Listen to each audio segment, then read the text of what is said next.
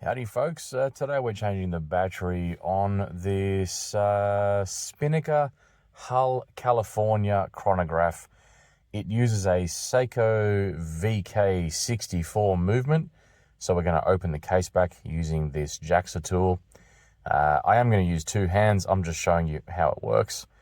And here we are with the case back cracked open, and I'm just going to use my brass tweezers to unscrew the rest of the case back. I'm using brass because it doesn't scratch the stainless steel.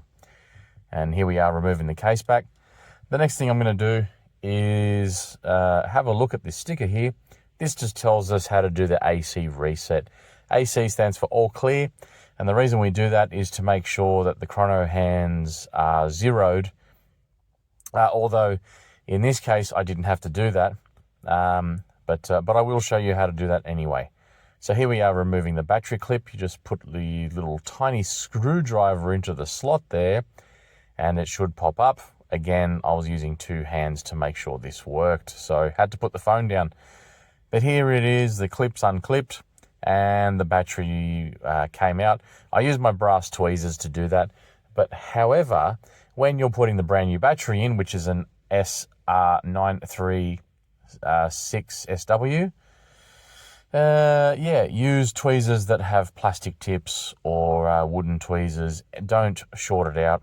And then push this clip back down when you put it in. Make sure it's in the right orientation as well. And here we are with the AC reset. So what I'm going to do, I'm going to swap over to my stainless steel tweezers because the tips are much finer.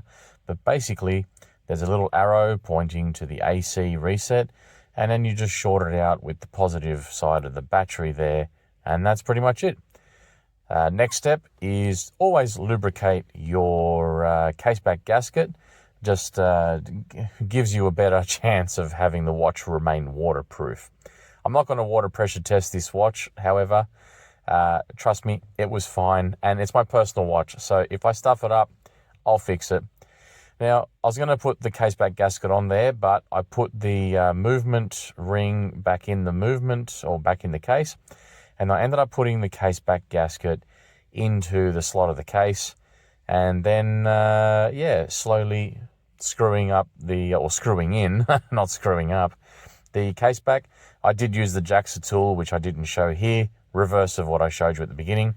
And here it is with the watch set to the correct time at the time of recording, and the chronograph part of the movement working. So I'm just testing it out here, getting it to go past the full 1 minute mark, and we can see the minute subdial at the 9 o'clock position has moved and is no longer zeroed. When I stop the watch, stop the chronograph, I should say, then I reset it here, and we can see that both hands fly back to zero. So job well done.